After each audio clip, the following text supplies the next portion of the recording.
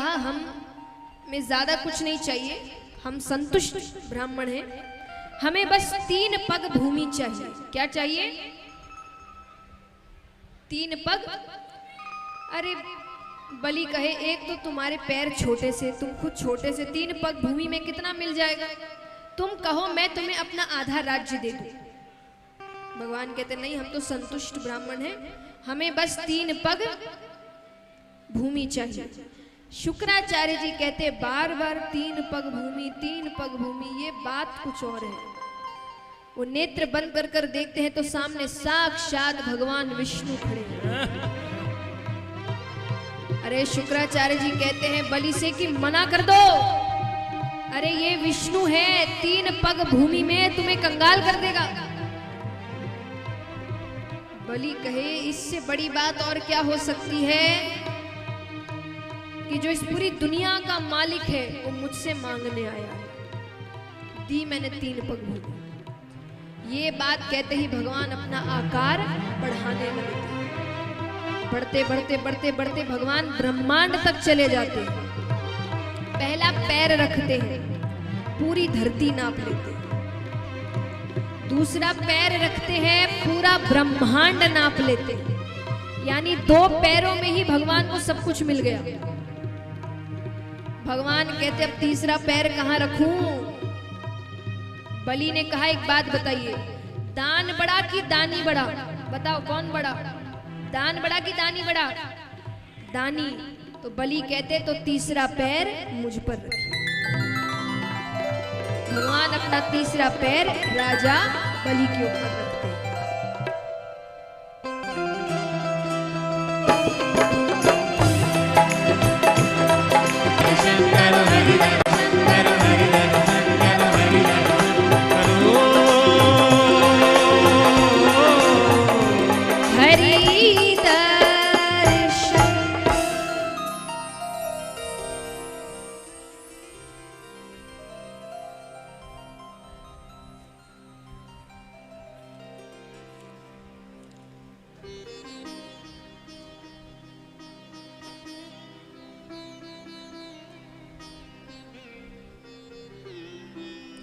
तो महाराज इस प्रकार भगवान वामन अवतार ग्रहण करते हैं। आइए कुछ जरूरी सूचनाएं, कुछ सम्मान और फिर आगे की कथा।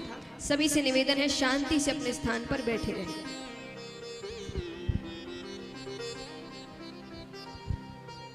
जय श्री राधे राधे। हम सभी के बीच उपस्थित श्रीमती प्रेमावस्थी जी, प्रदेश सचिव महिला मोर्चा भाजपा, वो मंच पे आ जाए और परम पूज्य दीदी जी के कर कमलों द्वारा उनका आशीर्वाद प्रदान प्राप्त करें। बोलो बाके बिहारी लाल की, सांवले सरकार की, कृष्ण कन्हैया लाल की। जय श्री राधे राधे।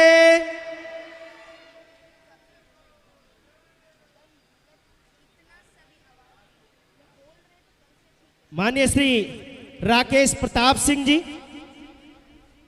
विधायक गौरीगंज, मैं चाहूंगा आप आए और दीदी जी के कर कमलों से स्मृति चिन्ह एवं सानिध्य प्राप्त करें। माननीय श्री राकेश प्रताप सिंह, विधायक गौरीगंज, आप सभी जोरदार तालियों स्वागत करिए हमारे विधायक जी का। बोलो बाके बिहारी लाल की जय। श्री राधे श्याम कनौजिया जी, पूर्व विधायक जगदीशपुर। श्री राधे श्याम कनौजिया जी, पूर्व विधायक जगदीशपुर, मंच पे आ जाएं और परम पूज्य दीदी जया किशोरी जी के कर कमलों से स्मृति चिन्ह और आशीर्वाद प्राप्त करें। श्रीमती आशा वाजपेयी, अध्यक्ष महिला मोर्चा भाजपा। श्रीमती आशा वाजपेयी, अध्यक्ष महिला मोर्चा भाजपा में थी, आप मंच पे आ जाएं और परम पूज्य दीदी जी के कर कमलों से उनका सानिध्य और आशीर्वाद प्राप्त करें। इसी क्रम में अमेठी से पधारे राजेश अग्रहरी, राजेश मशाला आप मंच पे आ जाएं और परम पूज्य दीदी जी के कर कमलों से उनका आशीर्वाद प्राप्त करें। भागीरथपुरम की पावन धरा पर आयोजित श्रीमद् भागवत कथा ज्ञान सप्ताह यज्ञ में पधारे समस्त भागवत भक्तजनों का, समस्त अतिथियों का, आप सभी का पंडित केपी त्रिपाठी स्मारक चिकित्सालय पुरे लाला एवं साईं आभा मैटरनिटी सेंटर हार्दिक स्वागत, अभिनंदन एवं वंदन करता है। श्री राधे राधे। राजीव गौतम जी नोएडा से आए हैं, मैं उनको चाहूंगा कि वो मंच पे आ जाएं। राजीव गौतम जी और गौतम बिल्डर्स की ओर से कि आप मंच पे आ जाएं और परम पूज्य दीदी जी के कर कमलों से उनका आशीर्वाद प्राप्त करें। श्री राधे रानी की असीम अनुकंपा से श्रीमद् भागवत कथा क्या दिव्य आयोजन का सुअवसर डॉक्टर प्रदीप तिवारी जी, डॉक्टर प्रज्ञा वाजपेयी जी को प्राप्त हुआ और अभी तक हम सभी व्यास गद्दी पर विराजित परम पूज्य विश्वविख्यात आध्यात्मिक प्रवक्ता दीदी जया किशोरी जी के ओजस्वी ललित रसमयी अमृतवाणी द्वारा चतुर्थ दिवस की कथा का पीयूष रसावादन कर रहे हैं। और एक बार बोलवा की हरिलाल की, कृष्ण कन्हैया लाल की, लड्डू गोपाल की, सांवले सरकार की। जय श्री राधे राधे, जय श्री राधे राधे। आइए पुनः हम सभी कथा की ओर चलते हैं। जय श्री राधे।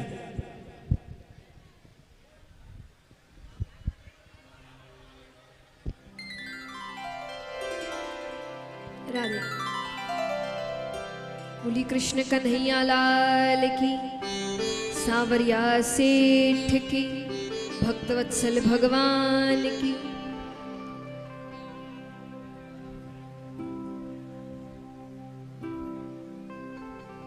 अब यहाँ पर सुखदेव जी कहते हैं कि राजन मैं तुम्हें एक वंश के बारे में बताता हूँ। इस वंश में राजा नभग हुए, राजा नाभाग हुए, राजा अम्बरीश हुए।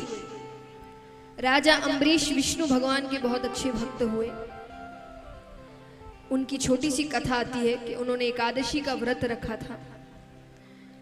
नदी में स्नान करने जाते हैं, वहां पर उनकी भेंट दुर्वासा ऋषि से होती है। उन्होंने दुर्वासा ऋषि से कहा कि मैंने आज व्रत रखा है और शाम को व्रत खोलने के लिए मैंने कई ब्राह्मणों को भोजन पर बुलाया है, तो मैं चाहूंगा कि आप भी जरूर पधारें, और अगर आप पधारेंगे तो फिर मैं व्रत आपके आने के बाद ही खोलूंगा। दुर्वासा ऋषि ने कहा ठीक है, अभी तो समय है, हम भी अपनी पूजा पाठ करके आते हैं। राजा अम्बरीश चले गए। यहाँ पर वो अपनी पूजा में लीन हो गए, उनको समय का पता ही नहीं चल रहा। धीरे धीरे समय बीतता जा रहा है, शाम हो गई, रात होने को आ रही है। वहां सारे ब्राह्मण पहुंच गए। राजा अम्बरीश इंतजार कर रहे हैं। अंत में इतना समय हो गया कि ब्राह्मणों ने कहा देखो अब या तो व्रत खोल लो, नहीं तो कुछ समय बाद जब दूसरा दिन निकल आएगा तब व्रत रखना नहीं रखना एक बराबर हो जाएगा। तो ब्राह्मणों के कहने पर उन्होंने तुलसी का दल मुख में लिया। जैसे ही वो तुलसी का दल मुख में लिया कि सामने से दुर्वासा ऋषि का आना हुआ।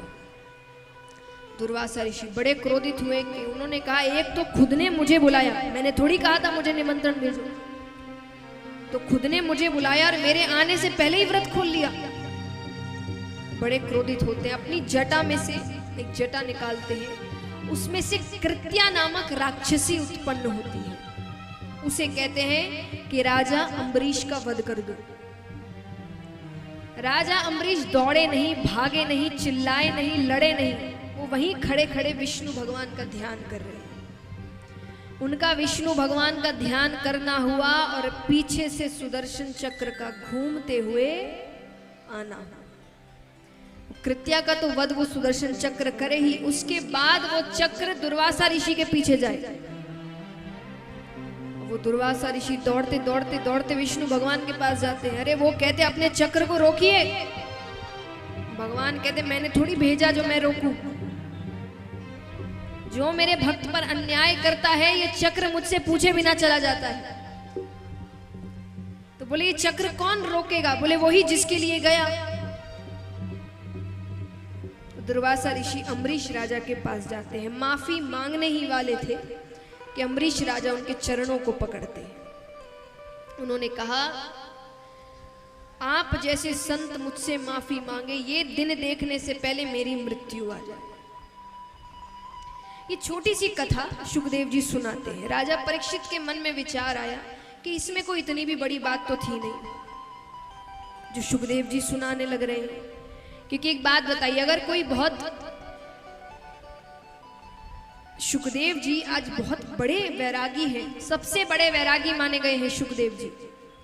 सुखदेव जी के बारे में जब उनके वैराग्य के बारे में व्याख्या की जाती है तो कहा जाता है, एक प्रसंग है कि सुखदेव जी एक बार रास्ते से जा रहे थे, बीच में एक नदी आई, उन्हीं के पीछे पीछे उनको बुलाते हुए उनके पिता वेदव्यास जी महाराज भी जा रहे थे।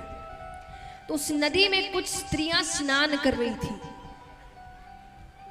तो सुखदेव जी गए, उन्होंने ध्यान नहीं दिया, वो अपना स्नान करने में व्यस्त है। वेदव्यास जी जैसे ही आते हैं कि वो सब अपने कपड़े ठीक करने लग गए। वेदव्यास जी को अटपटा लगा। वेदव्यास जी ने कहा मेरा बेटा 16 वर्ष से ऊपर हुआ है, यानी अभी अभी उसने यौवन अवस्था प्राप्त की है।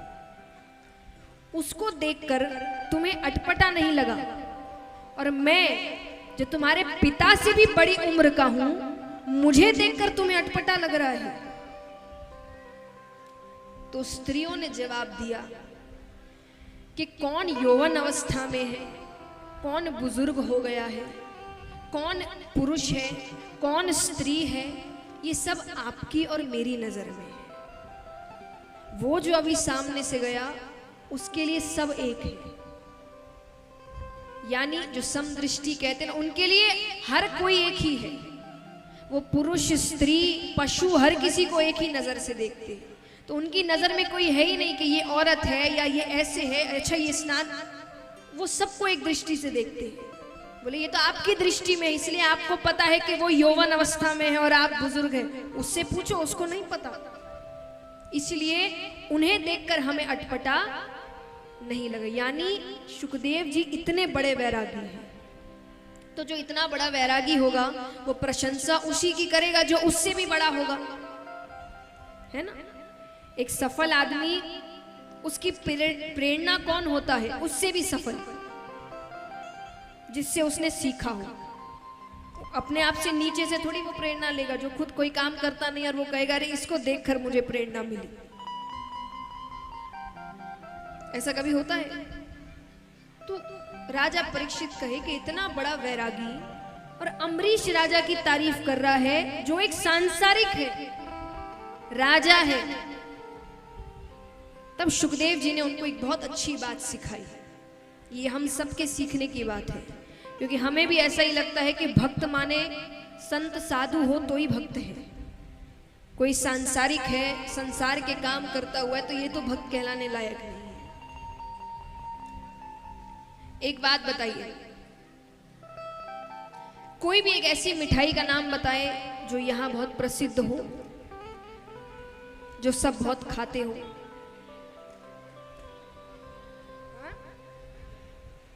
आपके जिस स्थान की, मेरे स्थान की तो मैं बता सकती हूँ, लेकिन आप लोग खाते हो।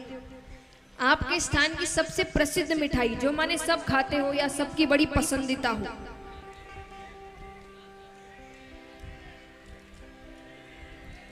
जलेबी।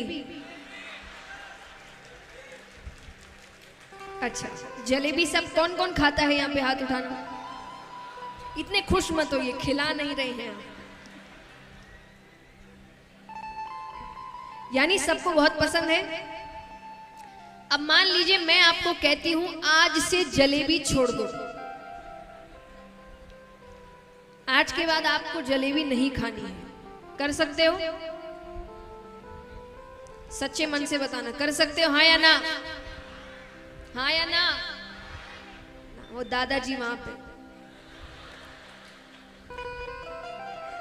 नहीं, सच्ची बात है भाई, अच्छी बात, नहीं चल कर सकते। वो कहेंगे आप 7 दिन के लिए आए हैं, आपके लिए हम जलेबी छोड़ दें, नहीं छोड़ सकते, है ना? चलो कोई नहीं। अब एक बात बताइए, मान लीजिए आपने जलेबी कभी खाई ही नहीं, आपको पता ही नहीं है जलेबी का स्वाद कैसा होता है, आपने कभी चखी नहीं। अब अगर मैं आपसे कहूं जलेबी छोड़ दो, आप छोड़ सकते हैं? आप कहेंगे हमको पता ही नहीं कैसी, छोड़ दिया, हाँ नहीं खाए, आज तक नहीं खाए, आगे भी नहीं खाएंगे, कोई बात नहीं, है ना? तो सुखदेव जी, अब इस उदाहरण से सुखदेव जी क्या समझा रहे हैं? सुखदेव जी कहते हैं कि मैंने जब जन्म लिया, मैं सीधा वन की ओर चला गया, सीधा, यानी जलेबी माने संसार, मैंने जलेबी का स्वाद चखा ही नहीं। तो जब चखा ही नहीं तो छोड़ के कौन सी बड़ी चीज कर दी? लेकिन राजा अम्बरीश जो उस स्थान पर रह रहा है जहां उसके पास पास जलेबियां ही जलेबियां हैं, लेकिन फिर भी वो उसमें बंधा हुआ, वो जब चाहे उसे छोड़ सकता है। तो बड़ा भक्त कौन हुआ?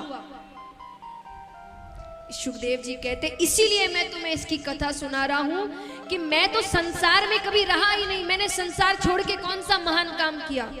लेकिन राजा अम्बरीश जो एक राजा है, ऐश्वर्य में जीता है, अगर वो ऐश्वर्य के बीच रहकर भी भगवान को ऐसे प्राप्त कर सकता है, तो ये तो मेरे से भी बड़ा भक्त है।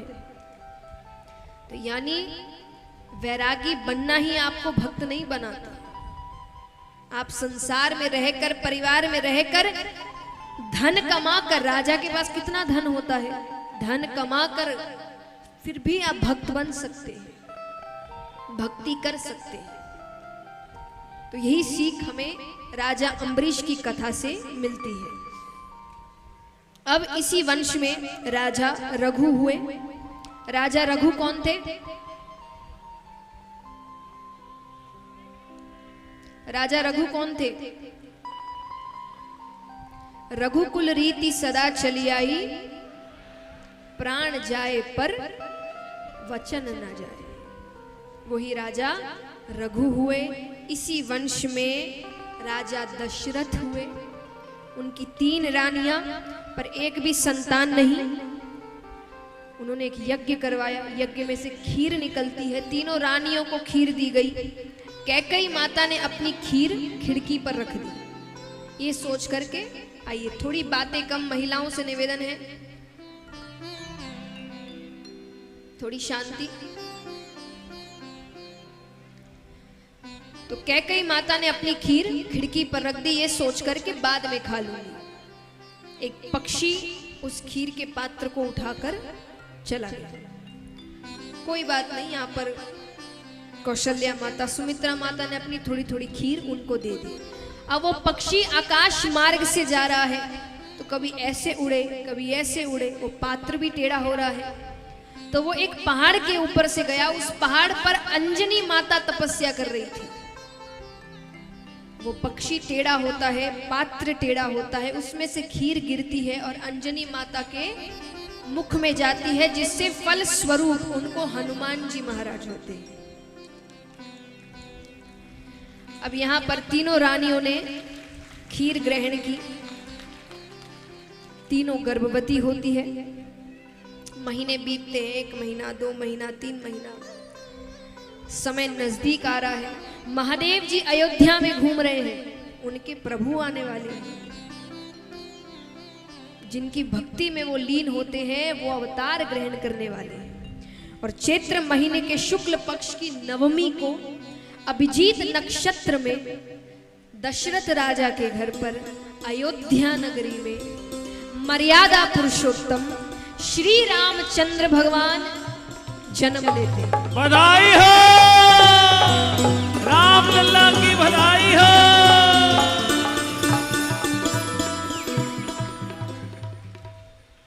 आइए सभी मिलकर बधाई बांटते हैं। ये भजन सभी को आता होगा। जिनको आता है मेरे साथ गाए, जिनको नहीं आता मेरे बाद गाए, पर गाए जरूर। आइए रामलला के जन्म की बधाई।